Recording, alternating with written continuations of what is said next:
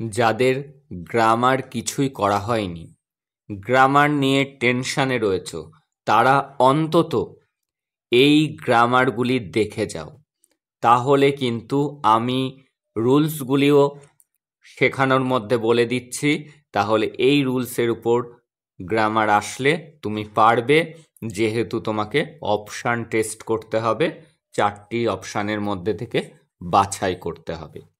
এবং যারা rapid reader থেকে একটি মাত্র ভিডিও করে দিয়েছি, যদি সেটি তোমরা দেখো, পোয়েট্রির উপর থেকে একটি মাত্র ক্লাস দিয়েছি, যদি তোমরা দেখো, তাহলে কিন্তু ওগুলো থেকে তোমরা ফুল স্কোর করতে পারবে।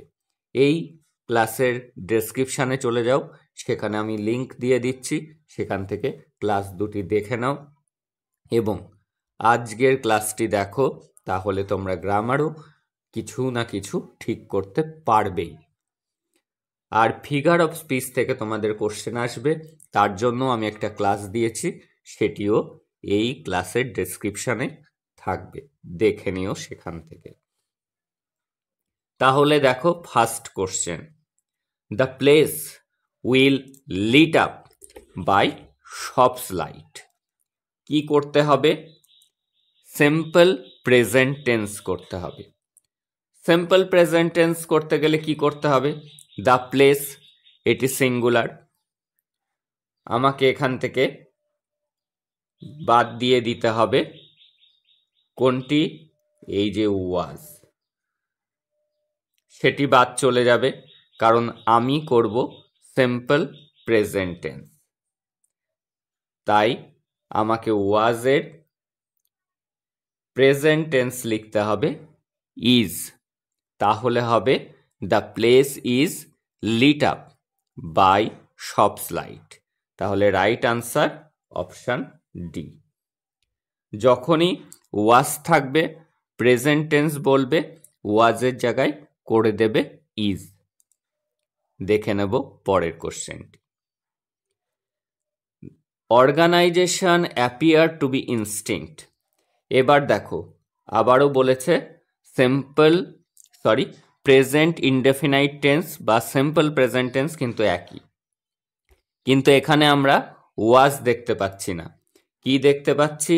যে ভার্বের সেকেন্ড ফর্ম লেখা আছে, ইডি লেখা আছে। তাহলে আমাদের প্রেজেন্ট টেন্স করতে গেলে ইডি বাদ দিতে হবে। এবং আমরা জানি থার্ড পারসন সিঙ্গুলার নাম্বার, অর্থাৎ সাবজেক্টটি যদি একটাই জিনিসকে বোঝায়, সেক্ষেত্রে ভার্বের সাথে এস বা ইএস হয়। আমরা একটা অপশানই দেখতে পাচ্ছি যেখানে এস বা ইএস রয়েছে, অ্যাপিয়ার্স লেখা আছে, তাহলে এটি কিন্তু right option. Organization appears to be instinct. তাহলে দুটি প্রেজেন্ট টেন্স দেখো, ওয়াজ থাকলে ইজ হচ্ছে, আর যদি মেন ভার্ব থাকে, মেন ভার্বের প্রেজেন্ট টেন্স লিখতে হচ্ছে। দেখে নেব পরের কোশ্চেন।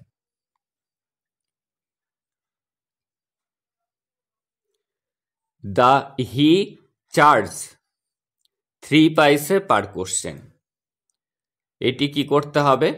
এটি করতে হবে past perfect tense. Past perfect tense করতে গেলে কি করতে হবে? এখানে কিন্তু একটি মিস্টেক আছে, এখানে চার্জড হবে, একটি ডি হবে। তাহলে পাস্ট পারফেক্ট হলেই তোমরা জানবে যে হ্যাড হবে, হ্যাড এবং ভার্বের থার্ড ফর্ম। পাস্ট পারফেক্ট কথার অর্থই কিন্তু হ্যাড বসাতে হবে, এবং আমরা অপশান বিতে দেখতে পাচ্ছি হ্যাড চেঞ্জড লেখা আছে, সেটি কিন্তু রাইট অপশান। এইভাবে তোমরা কিন্তু অপশান টেস্ট করতে পারবে। প্রেজেন্ট পারফেক্ট টেন্স বললে হ্যাজ অথবা হ্যাভ হয়, একটা জিনিসের পরে হ্যাজ, সাবজেক্ট প্লুরাল হলে হ্যাভ হয় যখন বলবে প্রেজেন্ট পারফেক্ট টেন্স। আর ফিউচার করতে দিলে আমাদেরকে উইল বসাতে হয়। তাহলে পরেরটা দেখব, হি হ্যাজ, এখানে প্রেজেন্ট পারফেক্ট টেন্স আছে, he has escaped my hands. এই যে এখান থেকে আমাকে বাদ দিয়ে দিতে হবে হ্যাজ, এবং উইলের পরে জানবে যে ভার্বের ফার্স্ট ফর্ম বসে, তাহলে হবে হি উইল। এইখানে দেখতে পাচ্ছি ইডি বাদ গিয়েছে, এসকেপ রয়েছে, তাহলে এটি কিন্তু right option, he will escape my hand. অন্যগুলো কিন্তু হচ্ছে না। দেখে নেব পরের কোশ্চেনটি। Long practice had sharpened his perception. কি করতে দিয়েছে? Past indefinite tense. Past indefinite tense কি? জাস্ট ভার্বের সেকেন্ড ফর্ম লিখতে হয়। তাহলে আমাকে বাদ দিয়ে দিতে হবে কোনটি? এখান থেকে হ্যাড বাদ দিয়ে দিতে হবে। তাহলে পড়ে থাকলো ভার্বের সেকেন্ড ফর্ম শার্পেন্ড। এবার আমরা দেখে নেব কোথায় রয়েছে সেটি রয়েছে অপশন ডিতে। চলে যাচ্ছি পরের কোশ্চেন। তোমাদের কিন্তু টেন্স থেকে কোশ্চেন আসবে, ভয়েস চেঞ্জ থেকে কোশ্চেন আসবে, জিরান্ড পার্টিসিপল থেকে কোশ্চেন আসবে, আর্টিকেল প্রিপোজিশন আসবে। দেখে নাও এবার প্রেজেন্ট পারফেক্ট টেন্স করতে দিয়েছে। প্রেজেন্ট পারফেক্ট টেন্সে কি হয়? একটু আগেই বললাম যে হ্যাজ অথবা হ্যাভ বসাতে হয়।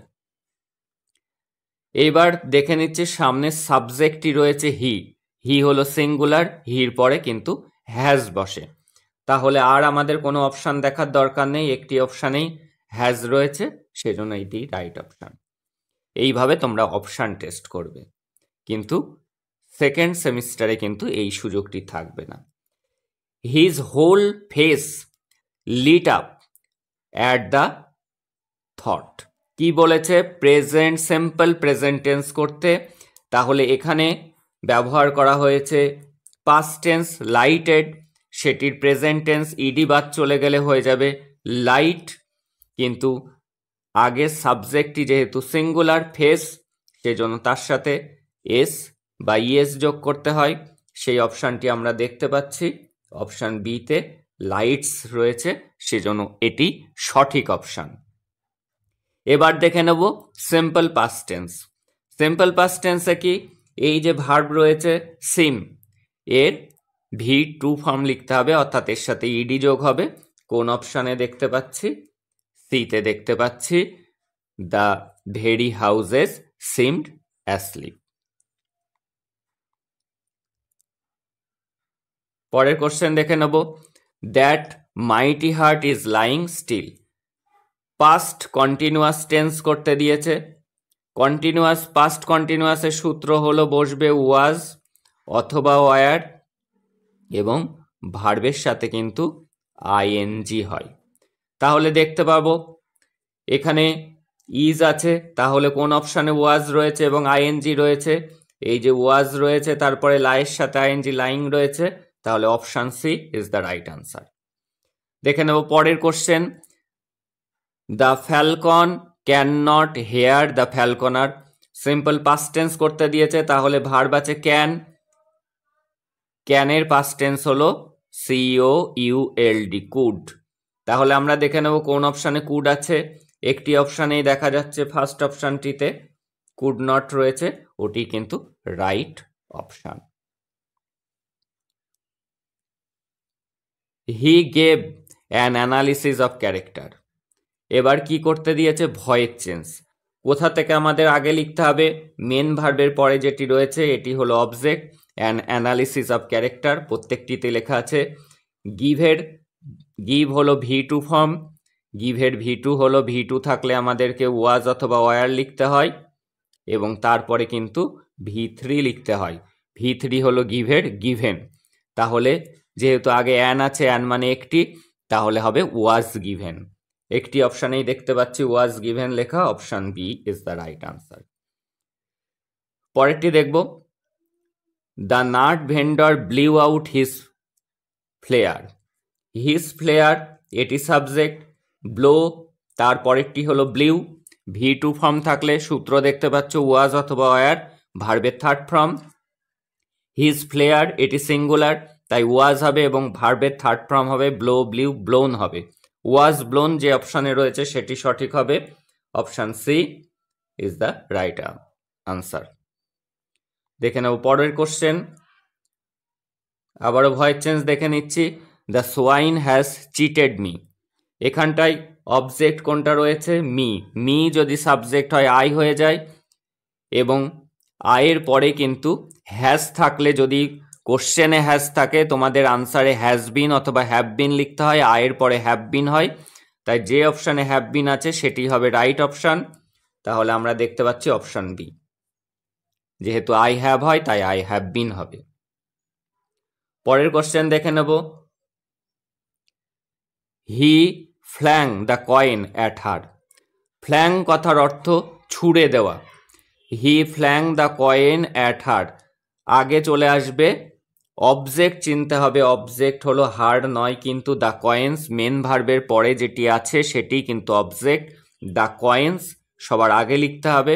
এবার বলেছি ভার্বের সেকেন্ড ফর্ম ফ্ল্যাং রয়েছে, তাহলে আমাদের ওয়াজ অথবা ওয়ার লিখতে হবে। কয়েনের সাথে যেহেতু এস যুক্ত আছে তাহলে ওয়ার হবে। তাহলে যে অপশানে একটি অপশানে ওয়ার দেখতে পাচ্ছি সেটি হবে সঠিক option. He promised me a rupee. Object আমাকে চিনতে হবে। আমি বলেছি ভার্বের ঠিক পরে অবজেক্ট মি, মি থেকে হয় আই, ইডি থাকলে ওয়াজ অথবা ওয়ার হয়, আয়ের পরে ওয়াজ বসে, তাহলে আই ওয়াজ যে অপশানে আছে সেটি কিন্তু রাইট অপশান, অপশান এ। এইবার চলে আসছি ফ্রেজাল ভার্ব। ফ্রেজাল ভার্ব দেখো ব্লিউ আউট। এই ব্লিউ আউটের ফ্রেজাল ভার্ব, ব্লিউ আউট মানে নিভিয়ে দেওয়া। The nut vendor blew out his flare. Blew out কথার ফ্রেজাল ভার্ব হলো এক্সটিংগুইশড। এক্সটিংগুইশড শব্দের অর্থ নিভিয়ে দেওয়া। এবার দেখে নেব things fall apart. Fall apart মানে কোনো কিছু পড়ে ভেঙে যাওয়া। এই ভেঙে যাওয়ার ফ্রেজাল ভার্ব হলো কোল্যাপস। পাঞ্চুয়ালি, এবার প্রেপোজিশন দেখো। Punctually at midday he opened his bag. দেখে নেব পরের question. The people were attracted. Attracted এর পরে প্রেপোজিশন টু বসে, attracted to. The river glideth at his own sweet will. এগুলি থেকে কিন্তু কোশ্চেন কমনও পেয়ে যেতে পারো তোমরা। ভালো করে এই ক্লাসটি দেখে নাও এবং যেগুলি সূত্র বললাম মনে রাখার চেষ্টা করো, তাহলে অন্য কোনো লাইন আসলেও কিন্তু তুমি ঠিক করতে পারবে। দ্য আদার গৌন্ড অন হেয়ারিং ইট। এটি জিরেন্ড না পার্টিসিপল নাকি ভার্বাল অ্যাডজেক্টিভ নাকি কোনোটিই নয়। যখন দেখবে কোনো প্রেপোজিশনের পর, প্রেপোজিশন কোনগুলি এই যে দেখতে পাচ্ছ অন, ইন, অফ, এগুলির পরে যদি দেখো কোনো আইএনজি দেওয়া শব্দ রয়েছে জানবে যে সেটি হবে জিরেন্ড। দ্য আদার গৌন্ড অন হেয়ারিং ইট, এটি কিন্তু খুব গুরুত্বপূর্ণ। এবার বুঝে নেব পার্টিসিপল। Hour shining load. এই যে লোড এটি কেমন ছিল? শাইনিং। যখন দোষ গুণ প্রকাশ করা হয় তখন তাকে অ্যাডজেক্টিভ বলে। তাহলে এইখানকার শাইনিং হলো পার্টিসিপল অ্যাডজেক্টিভ। তাহলে পার্টিসিপল অ্যাডজেক্টিভ কি? পার্টিসিপল যেমন একটা উদাহরণ দিয়ে বলছি, RUNNING, রানিং ট্রেন। এক্সামে রানিং এর নিচে দাগ দিয়ে আছে, কেমন ট্রেন না রানিং। এই যে দোষ গুণ প্রকাশ যখন করবে সেটি পার্টিসিপল অ্যাডজেক্টিভ হবে, এটি মনে রাখবে। আর যখন কোনো প্রেপোজিশনের পরে অন, অফ এগুলির পরে আইএনজি দেওয়া শব্দ দেখবে তখন বুঝবে এটি জিরেন্ড। এই ছিল আজকের গুরুত্বপূর্ণ গ্রামারের ক্লাস। যদি অন্তত এই গ্রামারগুলি দেখে যাও তাহলেও কিন্তু তুমি গ্রামারে কিছু স্কোর করতে পারবেই। That's all today. যারা ক্লাসে নতুন, সেকেন্ড সেমিস্টারের ক্লাসের জন্য এখনই চ্যানেলটিকে সাবস্ক্রাইব করে নোটিফিকেশন অন করে রাখো ফর ইউর বেটার রেজাল্ট।